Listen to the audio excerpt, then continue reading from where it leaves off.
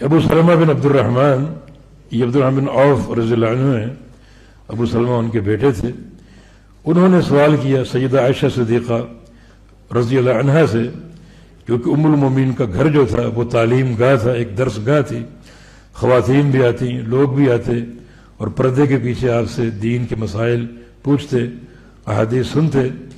تو ایک بار انہوں نے پوچھا ان سے کیف کان صلاۃ رسول اللہ صلی اللہ علیہ وسلم فی رمضان، رسول اللہ صلی اللہ علیہ وسلم کی رمضان میں رات کی نماز کیسی تھی، رمضان میں آپ کا جو قیام تھا رات کا وہ کیسا تھا.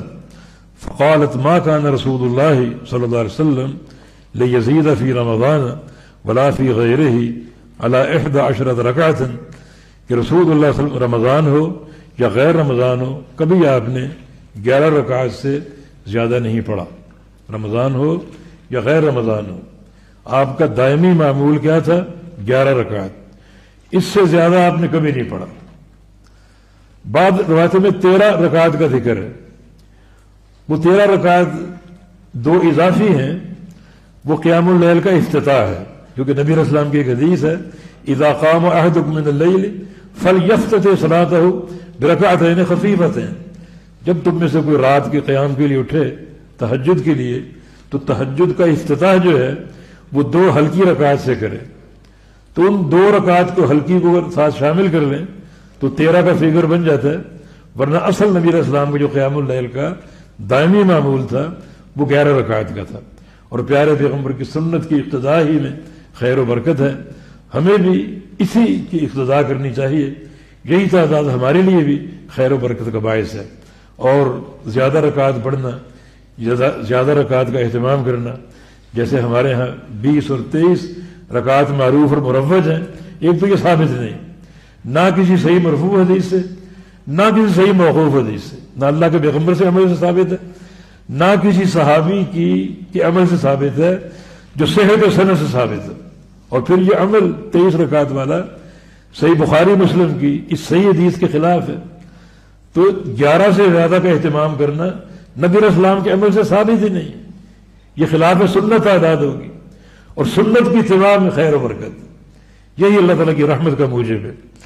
اور آگے مزید واضح ہوتا ہے یصلی 4 لا تسل عن حسنہن بطولہن، آپ 4 رکعت پڑھتے، یا تو 4 رکعت ایک سلام سے یا 2 سلام سے، 2 رکعت پڑھ کے، کیونکہ صلاۃ اللیل والنہار مثنی مثنی، زیادہ بہتر یہ کہ رات اور دن کے جو نوافل ہیں 2 رکعت کی شکل میں ہوں.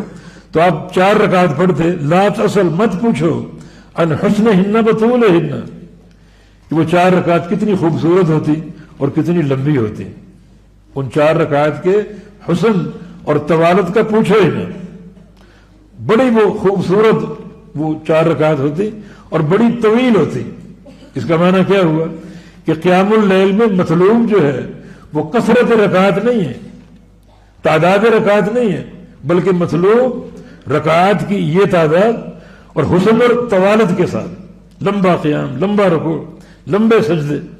کہ یہ بات آپ نے نہیں پڑھی کہ اللہ کے پیغمبر طویل قیام کرتے، رکوع میں جاتے تو آپ کا رکوع بھی آپ کے قیام جیسا ہوتا، سجدے میں جاتے تو آپ کا سجدہ بھی آپ کے قیام جیسا ہوتا. اتنا طویل آپ کا قیام اور رکوع و سجود، اتنا طویل اگر قیام اور رکوع و سجود ہو تو یہ 11 سے زیادہ پڑھنا ممکن ہی نہیں ہوتا. تو اس جملے سے کیا ثابت ہو رہا ہے کہ قیام اللیل میں اصل سنت کثرت رکعات نہیں ہے، اصل سنت حسن اور طوالت ہے. مت پوچھو وہ 4 رکعت کتنی خوبصورت ہوتی اور کتنی طویل ہوتی. تو تعداد کی کثرت مطلوب نہیں ہے، بلکہ جو مسنون عدد ہے وہ آپ اس کا اہتمام کریں، اور اس عدد میں آپ یہ 2 چیزیں پیدا کریں، ایک حسن نماز کا اور ایک طوالت. ثم یصلی 4، پھر آپ 4 رکعت اور پڑھتے، یا تو 4 اکٹھی یا 2 کر کے. لا تسل عن حسنہن بطولہن، مت پوچھو ان کے حسن کے بارے میں اور ان کی طوالت کے بارے میں. ثم یصلی ثلاثا، اور پھر آپ 3 رکعت پڑھتے وطر، جس کا طریقہ حدیث میں موجود ہے. اکثر آپ کا عمل 2 رکعت پڑھ کے سلام پھیرنا اور ایک وطر الگ سے پڑھنا، کیونکہ وطر ایک ایسی نماز ہے جس کی تعداد ایک ہی رکعت ہے. شروع کے 2 نفل ہیں، یا پھر کبھی کبھی آپ نے یہ تینوں رکعت جو ہیں ایک ہی سلام سے پڑھی، بیچ میں سلام نہیں پھیرتے تھے اور نہ تشہد فرماتے تھے، ایک ہی سلام سے آپ نے 3 رکعت پڑھی. یہ عمل بھی حدیث ثابت. قالت عائشہ رضی اللہ عنہا قلت یا رسول اللہ اتنام قبل ان توتر، تو کبھی کبھی آپ یہ 8 نفل پڑھ کے لیٹ جاتے اور آپ کو نیند آ جاتی، یعنی فرماتی ہیں کبھی کبھی آپ کے خراٹے ہم سنتے ہیں اور آپ کو نیند آ جاتی. تو میں نے عرض کیا کہ آپ وتر سے قبل سو جاتے ہیں بسا اوقات اور آپ کو نیند آ جاتی، پھر آپ اٹھتے ہیں اور وتر پڑھ لیتے ہیں، وضو بھی نہیں کرتے.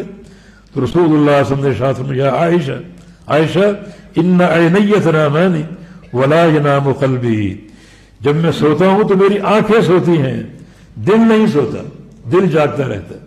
اللہ کے نبی ہیں اور اللہ کے نبی کا سونا بھی ایک تمیز کے ساتھ. بعض اوقات نیند میں اللہ کی وحی آ سکتی ہے تاکہ دل بیدار رہے اس وحی کو ضبط کرنے کے لیے.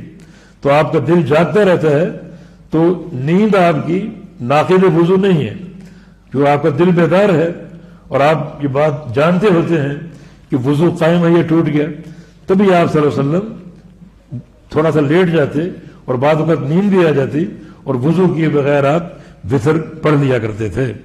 یہ کچھ معمولات آپ کے رات کے قیام کے بارے میں، اور یہ قیام ایک صالحین کا طریقہ اور اللہ کے پیارے پیغمبر کی دائمی سنت ہے.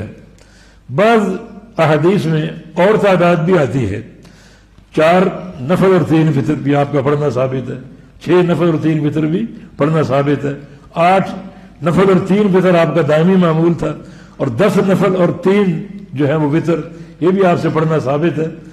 10 اور 3 کی تعویل تو موجود ہے کہ 2 ہلکی رکعات سے آپ قیام اللیل کا آغاز کرتے، اور کبھی آپ نے 7 رکعت بھی پڑھی اور کبھی آپ نے 9 رکعت بھی پڑھی. بعض اوقات یہ وقت کو دیکھتے ہوئے کبھی آنکھ اگر لگ گئی اور لیٹ آپ بیدار ہوئے تو آپ کی رکعت کی تعداد کم ہو گئی، اور کبھی آپ وقت پر بیدار ہو گئے تو رکعت کی تعداد آپ کی پوری ہو گئی، لیکن تعداد آپ کی 11 سے زیادہ کبھی نہیں ہوئی، علاوہ 2 نوافل کے جن سے آپ قیام اللیل کا آغاز کریں.